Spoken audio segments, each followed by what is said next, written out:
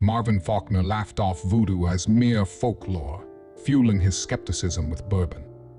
One fateful Louisiana night, find out where that disbelief landed him. A lesson in the dark. Power of the beliefs he once mocked. Welcome to the Spinethrills channel, where your nightmares come true. Marvin Faulkner awoke groggily in darkness, with his head spinning. He'd been awakened to trumpets and music of Mardi Gras mambo blasting from his phone. Groaning, he knew the day had come to change that ringtone. Reaching for his phone in his suit pocket, he realized there was a problem. His right-hand knuckle brushed against something real close, maybe a door or hatch in front of him. He prayed he hadn't passed out in a closet again. It wouldn't be his first rodeo with a closet, after leaving Kermit Ruffin's roadkill restaurant. On some occasions, it had been a whole lot worse. Annoyingly ringing again, Marvin twisted his wrist to reach inside his suit pocket and grab his phone.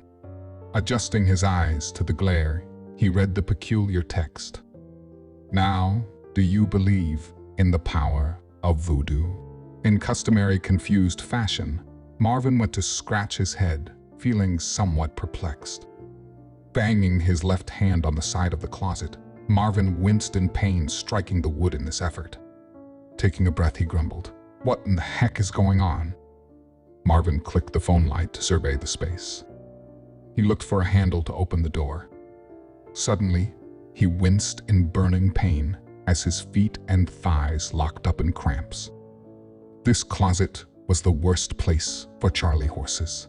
The cramps eased, and Marvin narrowed his eyes to check the sides and door of this closet. He moved his head side to side, cracking his aching neck. He continued. The design of this closet was unusual. The sides weren't wallpaper, but some type of padded white frilled design. Kinda soft, silk-like, surely wasn't unpleasing to the touch, but it was certainly a peculiar choice for a closet.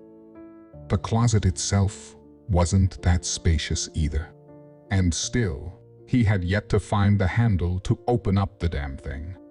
He put both hands forward to push on the door to open it. The door, just as the walls, were made of the same cloth but padded less. Marvin groaned at the stupidity someone who would have wallpapered a door with the some cushy material. Mardi Gras mambo blasted again, startling him. In the moment, his left hamstring and left foot caught a wrenching, burning cramp simultaneously.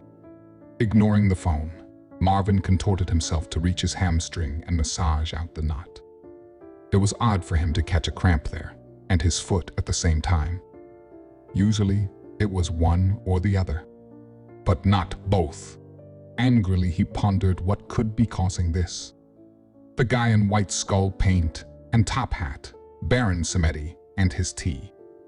Man alive, he said it would cure all my ills, my cramps.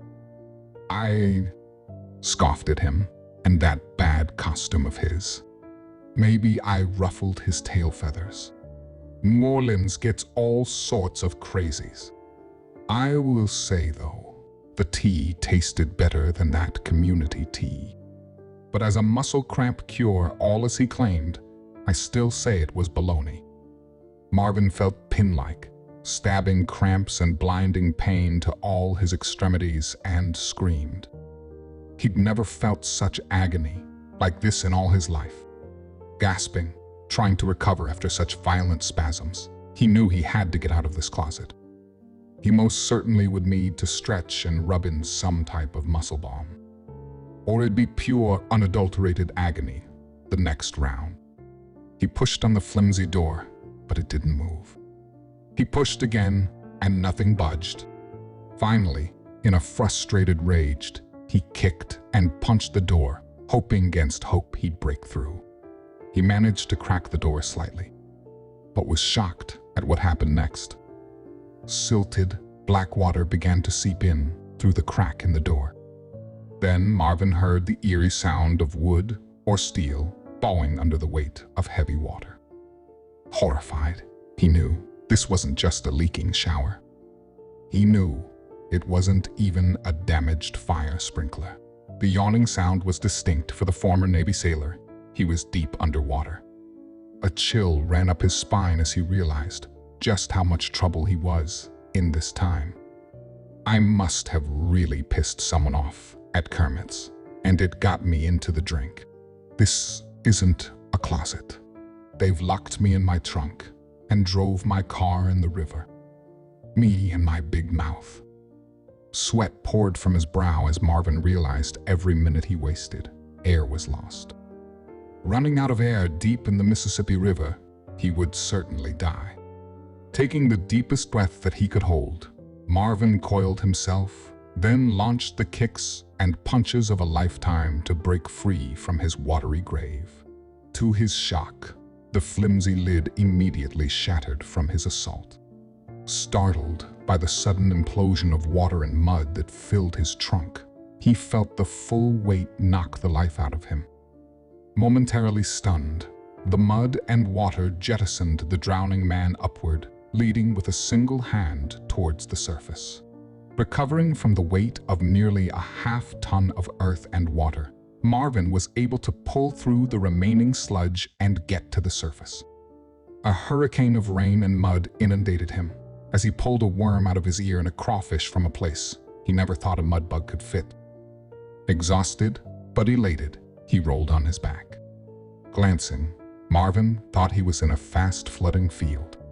Wiping his face, he opened his eyes joyfully to the stinging drops of rain.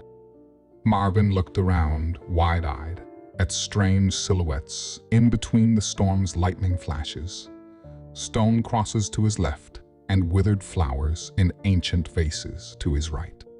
He jumped up, shocked that he had come up next to gravestones. Trembling as he lumbered in the cold rain, he shuddered, realizing the familiar crypt shapes of St. Louis Cemetery No. 1. Lightning flashed, and he heard bellowing laughter. Then Marvin's memories came over him like a pall. Marvin saw his wife Dixie crying over his body in the morgue. He heard someone say to his family, "It's an unknown cause, could be poison." As Marvin staggered around into the night, another memory flashed. He recalled hearing the Catholic priest above him, giving the eulogy at his funeral. Nearing the exit of the cemetery, Marvin spied a silhouette. A man lay perched above a crypt.